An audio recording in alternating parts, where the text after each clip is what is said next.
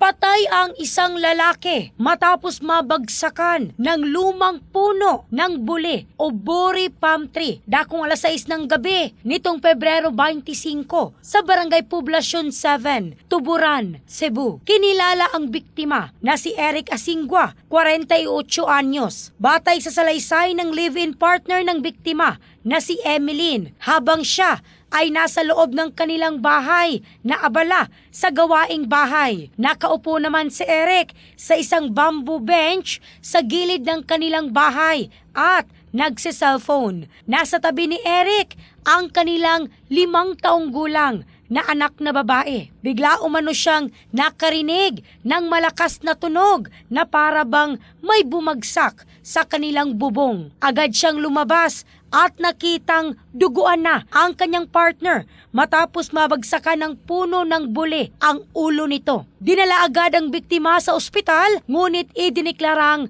dead on arrival. Sa inisyal na investigasyon ng pulisya, ang puno ng buli ay nakatayo sa humigit kumulang 10 hanggang 15 metro mula sa bahay ng biktima. Inilarawan ng pamilya at kapitbahay ang biktima bilang mabait at responsableng padre di pamilya.